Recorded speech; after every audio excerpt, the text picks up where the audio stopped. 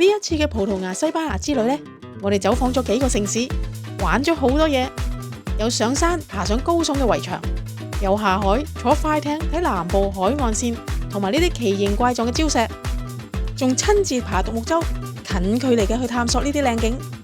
當然就更加唔會錯過去踏足呢啲古城，去睇呢啲古蹟同埋古物。呢一條片呢，就係成個旅程嘅第一日。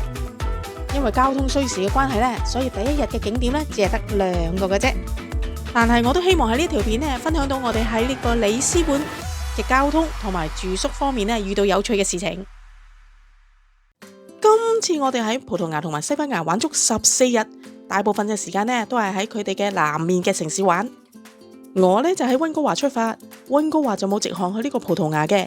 我就要喺呢個多倫多嗰度轉機，然後再坐多7個鐘飛去呢個葡萄牙嘅里斯本 Lisbon。而我嘅團友呢，佢哋就喺香港出發，佢哋呢就要坐8個鐘喺多哈嗰度轉機。可惜佢哋能夠欣賞呢個機場嘅時間呢，都唔係好多，就要再坐多8個鐘頭機呢去里斯本同我會合啦。我哋今次嘅團友呢，就有靚女 D， 有靚女 J，同埋我呢個木木獨獨嘅大佬 A。 雖然我哋係由世界兩邊分開去，但係我哋去到里斯本呢，都係朝頭早大約8點9點嘅時間。我哋就約咗喺里斯本嘅機場嗰度見面。里斯本嘅機場呢，就叫做 Humberto Delgado Airport。 我哋離開機場第一件事呢，就係搭的士去住宿嘅地方放低個行李先。點解要搭的士唔搭巴士唔搭地鐵？稍後嘅時間呢，我會解釋俾大家知嘅。我哋搞掂晒行李之後呢，已經係大約下晝1點噶啦。我哋第一個要去嘅景點呢，就係聖約熱城堡。我哋住宿嘅地方呢，就喺呢一個站 Intendant 呢個地鐵站附近嘅。我哋要先坐地鐵，然後再轉電車，先至去到呢個聖約熱城堡噶。我哋呢，都係第一次喺呢個里斯本嗰度坐呢個公共交通工具嘅啫。Metro 呢，就係佢哋嘅地鐵。佢哋嘅地鐵飛呢，都有好多種嘅，有一日任坐噶啦，有單程噶啦，又有啲儲值噶啦。總之呢，就係最好做好功課呢先至嚟買。我哋喺嗰度呢，都諗咗好耐啊。佢哋嘅地鐵呢，真係好乾淨嘅，最大嘅特色呢，就係葡萄牙真係好中意鋪瓷磚嘅，連車站埲牆呢，都係用瓷磚去捆花邊嘅。由我哋住宿嘅地方呢，坐2-3個站呢，已經去到呢個舊城區噶啦。呢個舊城區裏邊呢，有好多嘅景點嘅，所以我哋住嗰區 Intendant 都算係幾方便嘅。上咗地面之後呢，我哋就要坐呢個出名嘅電車 28E， 迎住呢啲黃色嘅電車啊，去呢個聖約熱城堡啦。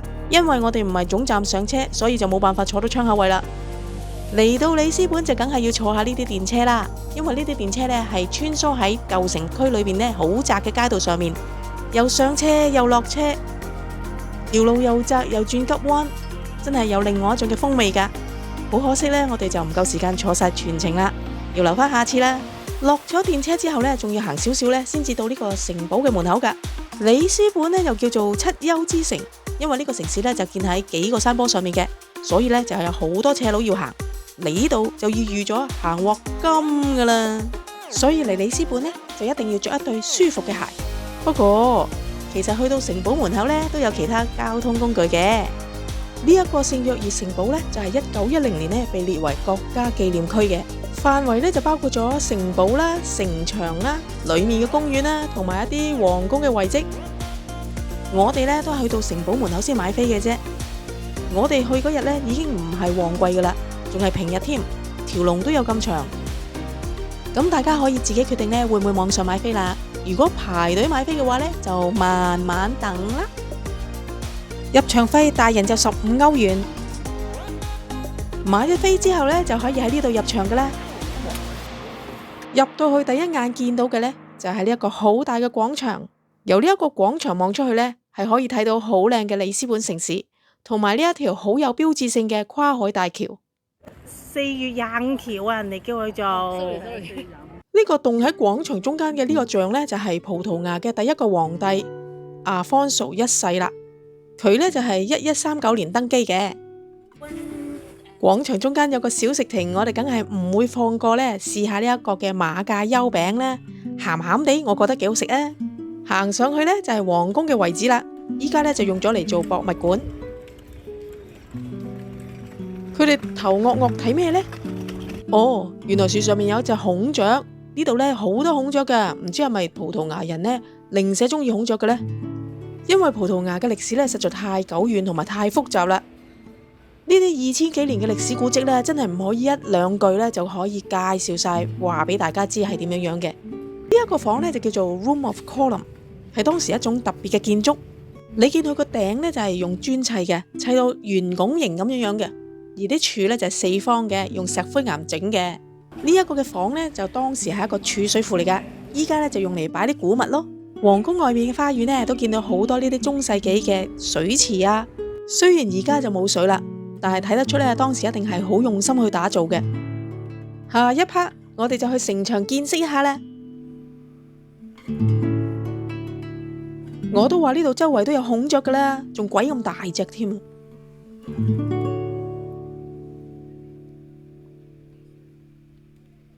要入去呢個城堡呢，就一定要通過呢一條橋嘅。我呢就最中意睇呢啲城堡噶啦。通常呢啲城堡就好偉大嘅，城牆又高啦，自己呢就會覺得變得好渺小咁啦。呢個呢就係城堡嘅地圖啦。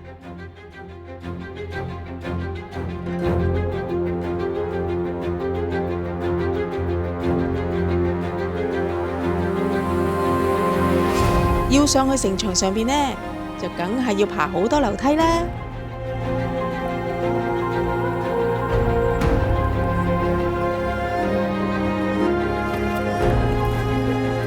不過辛苦一輪之後呢，上到去見到城牆上面嘅風景呢，就真係覺得呢個辛苦呢係值得嘅。由呢個城牆望出去呢，係可以見到里斯本南面嘅海岸嘅。今日仲有架郵輪泊喺度添，應該係 Carnival 啊。唔同嘅方向呢，就見到里斯本唔同嘅部分。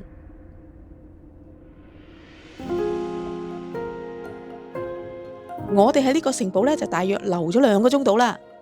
出口隔籬呢，就嗰個廁所係最少人嘅，記住去埋廁所先好走啊！因為歐洲啲廁所呢要俾錢嘅。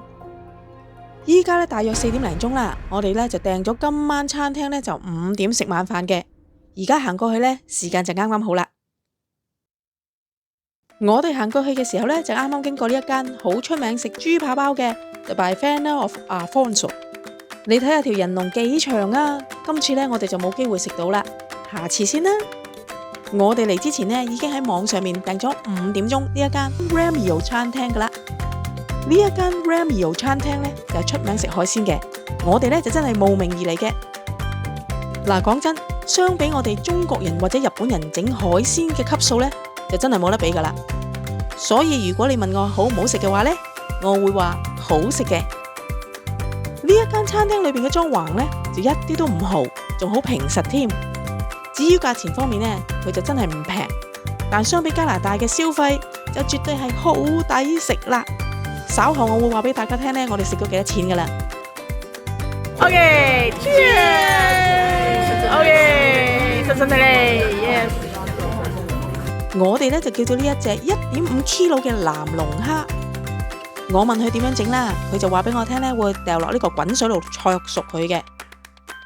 我呢就第一次食呢個藍龍蝦嘅，我又唔係食家啦，不過呢，我就覺得係非常之鮮味，同埋呢啲肉好彈牙，好厚身。另外呢，我哋都叫咗呢個蒜蓉蜆啦、聖子啦、呢個鹽燒蝦，同埋呢個乾燒老虎蝦。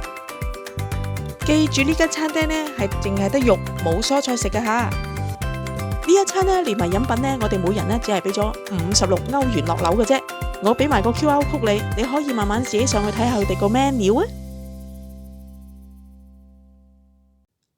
第一日嘅行程呢，我哋都高估咗自己嘅能力啊，因為冇預計到有 jet lag 時差嘅問題，同埋呢我哋喺飛機嘅時候呢，嗰10幾個鐘呢真係冇乜點瞓過。食完飯之後呢，大約7點鐘。其實大家都已經好眼瞓噶啦，本來呢就想去呢個 Alfama 嗰舊城區嗰度睇下嘅，最後只係去咗附近睇下一啲有特色嘅大廈，然後呢就返呢個民宿嗰度休息啦。葡萄牙除咗葡撻之外呢，瓷磚呢就係最出名噶啦。你哋睇下呢度成棟大廈嘅牆身呢都係鋪滿晒瓷磚嘅。我諗佢哋呢冇瓷磚係會瞓唔着嘅。不過呢啲瓷磚上面啲畫呢又真係幾靚幾特別嘅。另外我又諗到另外一個問題，就係呢個冷縮熱脹啦。里斯本夏天嘅天氣呢可以熱到30幾度，而冬天呢可以係凍到得嗰幾度。嗰個溫差咁大，咁呢個瓷磚喺冷縮熱脹方面咪好容易爆咯？呢個問題呢可能呢都係要問翻啲專家先至解答到啦。之前我咪同大家講過話呢，最好搭的士去民宿嘅。點解呢？大家睇下呢一條石仔路就知道啦。里斯本呢個城市呢，周圍都好多呢啲嘅石仔路嘅。就算俾你坐到最近嘅 metro 站，要拉呢啲篋去大廈門口都好困難啦。我哋 book 咗嗰間民宿呢，就係呢一個嘅單位啦。單位呢就喺4樓。依家就等我介紹一下呢個單位先。我哋租呢一個單位呢，就係3房2廁嘅，有自己獨立嘅飯廳同埋廚房。呢一度望出去呢，就係大廈嘅樓下嗰條街啦。呢條街呢係好清靜嘅，夜晚呢，我哋覺得一啲都唔會嘈，反而朝頭早呢，就聽到垃圾車嚟倒垃圾嘅聲音啦。呢一個單位我哋租嘅時候呢，就係240歐羅一晚，咁你成間屋呢，就係可以最多住6個人。依家再帶大家去睇下嗰3間房同埋廁所啊！呢一間呢，就係第一間房啦，個房呢，真係好夠大，連張床呢，都係 queen size 噶。呢一間房呢，有自己嘅窗嘅，咁啊係啲屋都有幾靚。第2間房呢，其實係一個套房嚟嘅，佢有一個套廁。間房呢亦都係好大噶，屋主呢就預備咗呢個毛巾同埋呢個沖涼梘液俾我哋。呢一個套廁呢就好大同埋好新淨，沖涼呢就用花灑嘅。第3間房呢就有2張單人床，所以我哋4個人呢，每人呢都有自己嗰張床。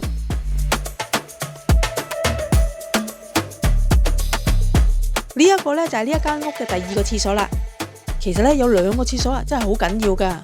尤其是呢，如果超過3個人嘅話呢，就真係需要2個廁所嘅。呢一個廚房呢，有埋洗衣機添，我哋仲可以洗衫。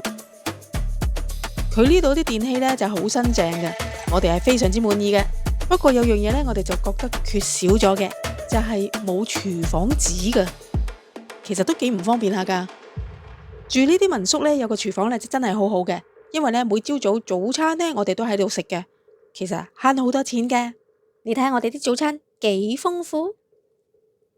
下一條片呢，我哋就會講到我哋喺里斯本嘅第2日，我哋就瞓足精神去咗里斯本必到嘅景點，同埋呢，我一定要介紹呢一個地震博物館。唔講你唔知啊，原來里斯本呢喺1755年呢有一個8級嘅大地震，差不多呢將成個里斯本呢夷為平地。呢一個博物館呢就真係好值得去嘅。大家千祈唔好錯過下一條片啊！